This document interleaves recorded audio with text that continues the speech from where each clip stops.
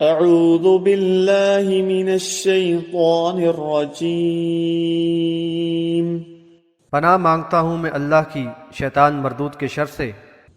یا بنی اسرائیل اذکروا نعمتی التي انعمت علیکم وانی فضلتکم علی العالمین۔ اے بنی اسرائیل، میری اس نعمت کو یاد کرو جو میں نے تمہیں عطا کی، اور اس بات کو کہ تمہیں دنیا والوں پر فضیلت دی۔ حاشیہ نمبر 47۔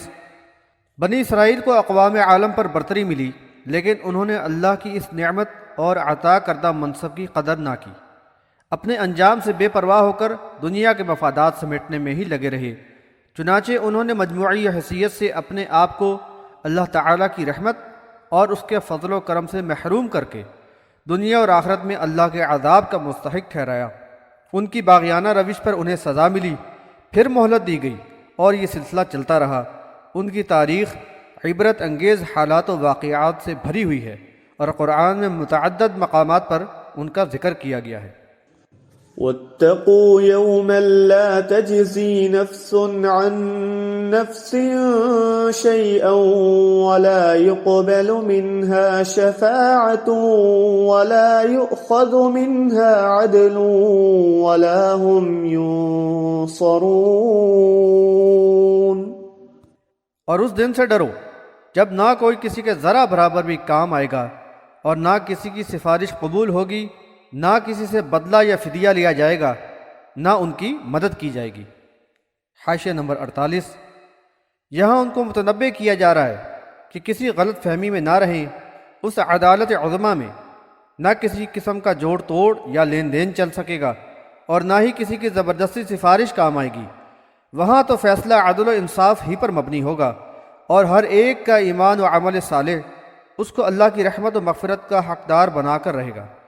بنی اسرائیل اس زعم باطل کا شکار تھے کہ وہ اللہ کے محبوب ہیں اور محبوب مقربین کے دامن گرفتہ، اور یہ کہ اعلیٰ مرتبت انبیاء علیہ السلام و اولیاء سے نسلی طور پر وابستگی کا شرف انہیں حاصل ہے، لہٰذا ان کی سفارش سے وہ آخرت کے عذاب سے بچ جائیں گے۔ بحوالہ سورہ المائدہ آیت نمبر 18۔ بالعموم انحطاط پذیر قوموں کا یہی عقیدہ رہا ہے، اور یہ بھی حقیقت ہے کہ یہ باطل و بے بنیاد عقیدہ ان کی آخرت سے بے خوفی اور ان کے دینی بگاڑ کا بڑا سبب ہوتا ہے۔ افسوس کے ساتھ کہنا پڑتا ہے کہ آج بھی کفر و شرک سے آلودہ عقیدے کے حامل اور بدترین اعمال کے مرتکب اس امت کے اکثر لوگ بھی اسی خوش فہمی کا شکار ہیں۔ اللہ تعالیٰ نے ان آیات میں اور دیگر متعدد مقامات پر اس باطل عقیدے کی واشگاف الفاظ میں تردید فرما دی ہے، اور اس بات کو صراحت کے ساتھ واضح کر دیا ہے کہ آخرت میں شفاعت تو ہوگی، لیکن اللہ کے اذن سے ہوگی، اور صحیح ہوگی، کافر و مشرک کی نہ ہوگی۔ بحوالہ سورہ النبا آیت نمبر 38۔ اور کفر و شرک پر مرنے والا خواہ کسی بھی قوم و قبیلے کا ہو، جہنم کے عذاب سے ہرگز نہ بچ سکے گا۔ پس منظر، یہاں سے بنی اسرائیل کی تاریخ کے اہم واقعات و حالات کی ابتدا کی جا رہی ہے، جن کو آئندہ کئی رکوع میں تسلسل کے ساتھ بیان کیا گیا ہے۔ ان میں غور و فکر کرنے والوں کے لیے عبرت و نصیحت ہے۔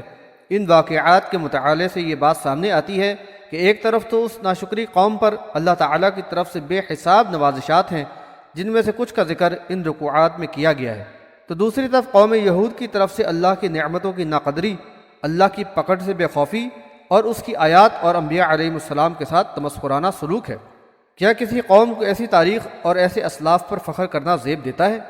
بلا شبہ ایک غور و فکر کرنے والے کی آنکھیں کھول دینے کے لیے یہی کافی ہے۔ اس کے علاوہ یہ آیات علماء یہود کی ظاہری دینداری اور مفاد پرستی کا پردہ فاش کر کے ایمان والوں کو ان کی پرفریب سازشوں سے محفوظ رکھنے کا بھی بہترین ذریعہ ہے۔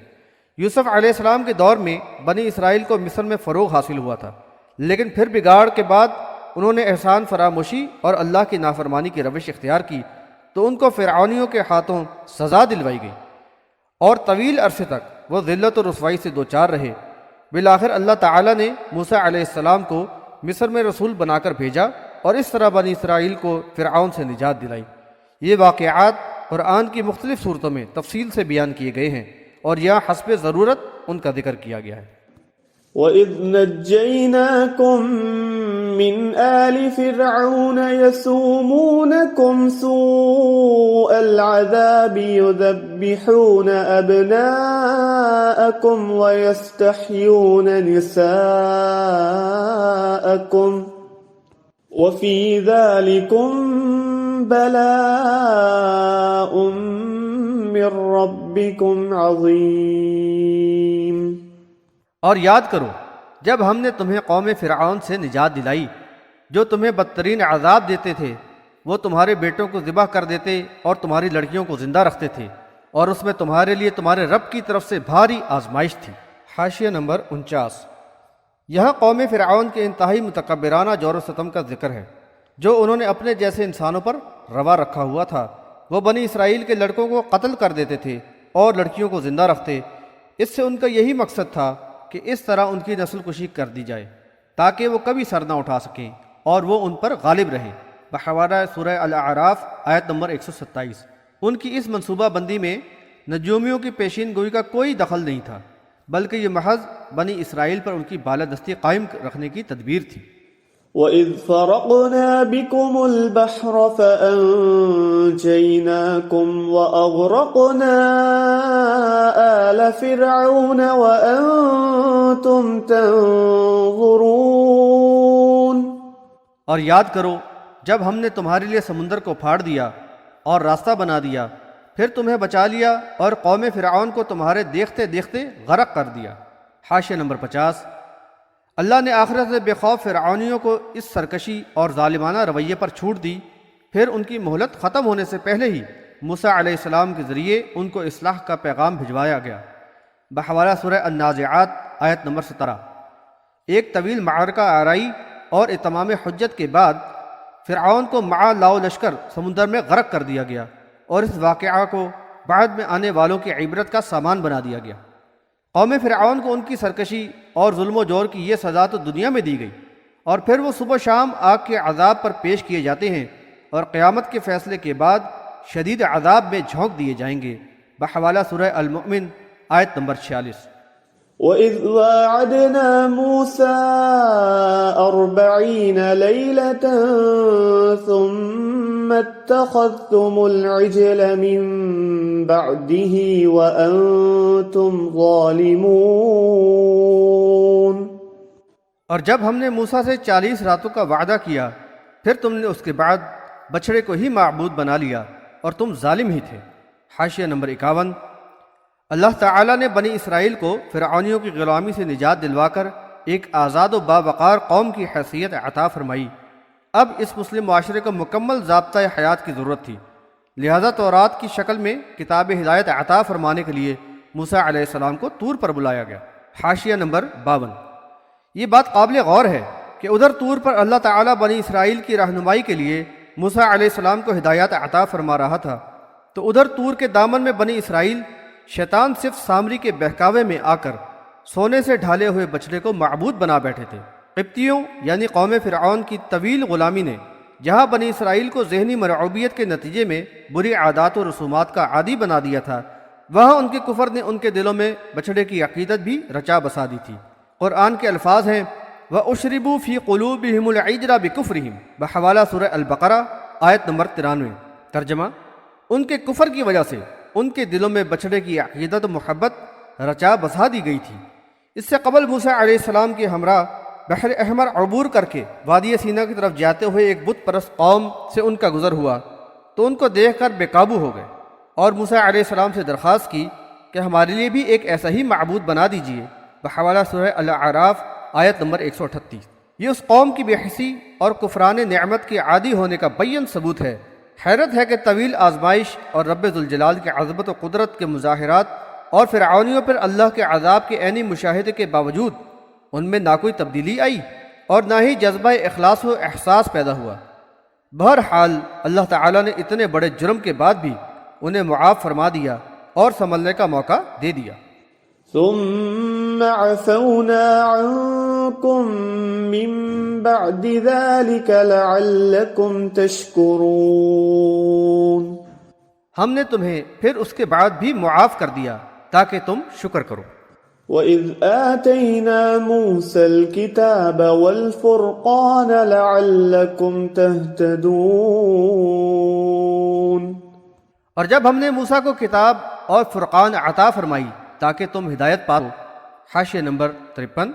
فرقان کے معنی صحیح و غلط کا فرق کرنے والی کسوٹی ہے، اور یہاں اس سے مراد حق و باطل کا فرق واضح کر دینے والی کتاب ہدایت تورات ہے۔ وَإِذْ قَالَ مُوسَى لِقَوْمِهِ يَا قَوْمِ إِنَّكُمْ ظَلَمْتُمْ أَنفُسَكُمْ بِاتِّخَاذِكُمُ الْعِجْلَ فَتُوبُوا إِلَى بَارِئِكُمْ فَاقْتُلُوا أَنفُسَكُمْ ذَلِكُمْ خَيْرٌ لَكُمْ عِندَ بَارِئِكُمْ فَتَابَ عَلَيْكُمْ إِنَّهُ هُوَ التَّوَّابُ الرَّحِيمُ۔ اور جب موسیٰ نے اپنی قوم سے کہا، اے میری قوم، تم نے بچڑے کو معبود بنا کر اپنی جانوں پر ظلم کیا ہے، تو اب تم اپنے پیدا کرنے والے سے توبہ کرو اور اپنے آپ کو قتل کرو، تمہارے خالق کے نزدیک تمہارے لیے یہی بہتر ہے۔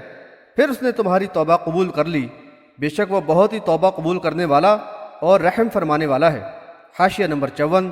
اب جب کہ موسیٰ علیہ السلام کو کتاب ہدایت عطا کر دی گئی تو موسیٰ علیہ السلام نے ان پر حد نافذ کرنے کے لیے ان پہ واضح کیا کہ اس ظالمانہ حرکت اور عظیم جرم یعنی گسالہ پرستی پر اپنے رب سے توبہ کرو، اور بطور کفارہ اپنے آپ کو قتل کرو ان لوگوں کو جنہوں نے اس مشرکانہ فعل میں فعال کردار ادا کیا ہے، اسی میں تمہارے لیے خیر ہے۔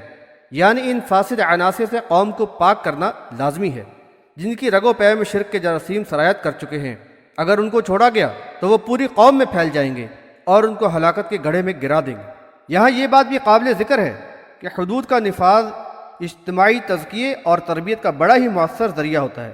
یہ ایک طرح کا آپریشن ہے جس کے ذریعے قوم کے اندر سے فاسد حصے کو نکال دیا جائے اور اجتماعیت کو اس کے برے اثرات سے پاک اور محفوظ کر دیا جائے۔ اس سے شریعت الہیہ کے قوانین کے حکیمانہ ہونے کا بیان ثبوت ملتا ہے۔ موسیٰ علیہ السلام کے احساس دلانے پر انہوں نے اعتراف گناہ کے ساتھ اللہ سے توبہ کی، مغفرت چاہی بحوالہ سورہ الاعراف آیت نمبر 149، اور اس کبیرہ گناہ کا کفارہ یعنی جانوں کے قتل کی شکل میں ادا کر دیا تو ان کی توبہ قبول کر لی گئی اور انہیں معاف کر دیا گیا۔ وَإِذْ قُلْتُمْ يَا مُوسَى لَن نُّؤْمِنَ لَكَ حَتَّى نَرَى اللَّهَ جَهْرَةً فَأَخَذَتْكُمُ الصَّاعِقَةُ وَأَنتُمْ تَنظُرُونَ۔ اور یاد کرو جب تم نے کہا تھا کہ اے موسیٰ، ہم ہرگز تم پر ایمان نہ لائیں گے جب تک کہ اللہ کو روبرو نہ دیکھ لیں۔ پھر اس جسارت پر تمہارے دیکھتے دیکھتے تم پر بجلی گر پڑی۔ حاشیہ نمبر 55۔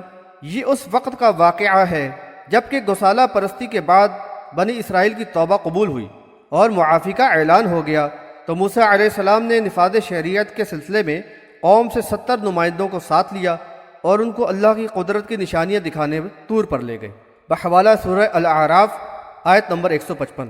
لیکن سرکش اور ہٹ دھرم قوم بنی اسرائیل کی بد نصیبی کہ اس قدر واضح نشانیاں دیکھ لینے کے بعد بھی ان میں اللہ کے خوف و خشیت کا احساس پیدا نہ ہوا کہ اللہ اور اس کے رسول پر ایمان لے آتے اور اطاعت کی روش اختیار کرتے۔ اس کے برعکس وہ اسی بات پر اڑ گئے کہ ہم اللہ کو روبرو دیکھے بغیر ایمان نہ لائیں گے۔ پھر ان پر اللہ کا عذاب ٹوٹ پڑا اور ایک زبردست کڑاکے نے انہیں ہلاک کر دیا۔ ثم بعثناكم من بعد موتكم لعلكم تشكرون۔ لیکن تمہاری موت کے بعد ہم نے پھر تمہیں زندہ کر کے اٹھا کھڑا کیا تاکہ تم شکر گزاری کرو۔ حاشیہ نمبر 56۔ سورہ الاعراف میں زلزلے سے ہلاک کر دینے کا ذکر ہے۔ اس سے معلوم ہوتا ہے کہ زلزلہ اور کڑاکا دونوں ہی ان کی ہلاکت کا سبب بنے۔ موسیٰ علیہ السلام نے الحاح الزاری کے ساتھ اللہ سے مغفرت کی دعا کی بحوالہ سورہ الاعراف آیت نمبر 155۔ اللہ تعالیٰ نے دعا قبول فرمائی اور بنی اسرائیل کو دوبارہ زندگی عطا کی اور اصلاح کر کے شکر گزاری کا موقع عطا فرمایا۔ وَظَلَّلْنَا عَلَيْكُمُ الْغَمَامَ وَأَنزَلْنَا عَلَيْكُمُ الْمَنَّ وَالسَّلْوَىٰ كُلُوا مِن طَيِّبَاتِ مَا رَزَقْنَاكُمْ وما ظلمونا ولكن كانوا أنفسهم يظلمون. اور ہم نے تمہارے اوپر بادل کا سایہ کر دیا اور تم پہ من و سلوہ اتارا اور بتا دیا کہ ہم نے جو پاکیزہ چیزیں تمہیں عطا کی ہیں انہیں کھاؤ، اور انہوں نے ہم پر ظلم نہیں کیا بلکہ وہ خود اپنے اوپر ہی ظلم کرتے رہے. حاشیہ نمبر 57. بنی اسرائیل پر اللہ تعالیٰ کی عنایات و نوازشات کا ذکر کیا جا رہا ہے. وادی سینا میں انتہائی بے سر و سامانی کی حالت تھی، گرم و خشک علاقہ تھا اور کھلے میدانوں میں بغیر سائبان کے رہنا ممکن نہ تھا. اللہ تعالیٰ نے ابر کا سایہ کر دیا اور آسمانی نعمتوں یعنی من و سلوہ کا نزول فرمایا. نبی صلی اللہ علیہ وسلم نے فرمایا کہ کماہ یا کھمبی من کی ایک قسم ہے اور اس کا پانی آنکھ کے لیے شفا ہے. سلوہ پرندے تھے. بحوالہ بخاری کتاب التفسیر. وَإِذْ قُلْنَا ادْخُلُوا هَٰذِهِ الْقَرْيَةَ فَكُلُوا مِنْهَا حَيْثُ شِئْتُمْ رَغَدًا وَادْخُلُوا الْبَابَ سُجَّدًا وَقُولُوا حِطَّةٌ نَغْفِرْ لَكُمْ خَطَايَاكُمْ وَسَنَزِيدُ الْمُحْسِنِينَ. اور یاد کرو جب ہم نے کہا کہ اس بستی میں داخل ہو جاؤ، پھر جہاں سے چاہو خوب آسودگی سے کھاؤ پیو، اور دیکھو دروازے سے سجدہ کرتے ہوئے اور حطۃ کہتے ہوئے داخل ہونا تو ہم تمہاری خطائیں معاف کر دیں گے اور نیک عمل کرنے والوں کو اور زیادہ دیں گے. حاشیہ نمبر 58. ان آیات میں اس واقعے کا ذکر ہے جب موسیٰ علیہ السلام کی وفات کے بعد بنی اسرائیل کی دوسری نسل کو یوشع بن نون کی سربراہی میں فلسطین میں فاتح کی حیثیت سے داخل ہونے کا موقع عنایت کیا گیا تھا. حاشیہ نمبر 59. حطۃ کے معنی ہے اے اللہ ہمارے گناہوں کو معاف کر دے. فبدل الذين ظلموا قولا غير الذي قيل لهم فأنزلنا على الذين ظلموا رجزا من السماء بما كانوا يفسقون. پھر ان ظالموں نے اس بات کو جو ان سے کہی گئی تھی بدل ڈالا، لہٰذا ہم نے ان ظالموں پر ان کی نافرمانی کی وجہ سے آسمان سے عذاب نازل کر دیا. حاشیہ نمبر 60. فلسطین ان کے آباء و اجداد کا مسکن رہ چکا تھا اور اس کے ساتھ ان کی جذباتی وابستگی ایک فطری امر تھا. ارض مقدس پر قبضہ اللہ کا انعام تھا اور ان کے خوابوں کی تعبیر. اس پر ان کو اپنے رب کا بے حد شکر گزار ہونا چاہیے تھا، لیکن اس بے حس قوم نے پھر اللہ کی نافرمانی کی. ان کے ایمان و اخلاص کی آزمائش کے لیے ان کو یہ حکم دیا گیا کہ شہر کے دروازے سے اکڑتے ہوئے داخل نہ ہوں، بلکہ جذبہ شکر اور عجز و انکسار کے ساتھ سجدہ ریزی کرتے ہوئے اور معافی و مغفرت طلب کرتے ہوئے شہر میں داخل ہوں تو اللہ تعالیٰ ان کی خطائیں معاف اور نعمتوں میں اضافہ فرمائے گا. لیکن انہوں نے حسب عادت اللہ کی نافرمانی کی، اس کی آیات و احکامات کا عملاً مذاق اڑایا. ابو ہریرہ رضی اللہ عنہ کی روایت کے مطابق رسول اللہ صلی اللہ علیہ وسلم نے فرمایا بنی اسرائیل کو یہ حکم ہوا تھا کہ وہ دروازے سے جھکتے ہوئے یعنی عاجزی و انکساری کے ساتھ داخل ہوں اور حطۃ کہتے جائیں یعنی مغفرت طلب کرتے جائیں. لیکن وہ سرین کے بل گھسیٹتے ہوئے داخل ہوئے اور اس کلمہ کو بھی بدل دیا. حطۃ کی جگہ حبۃ فی شعرہ یعنی دانہ بالی کے اندر کہا. بحوالہ بخاری کتاب التفسیر. ان کے اس جرم کی پاداش میں ان کو آسمانی عذاب کی شکل میں سزا ملی جس کا یہاں ذکر کیا گیا ہے.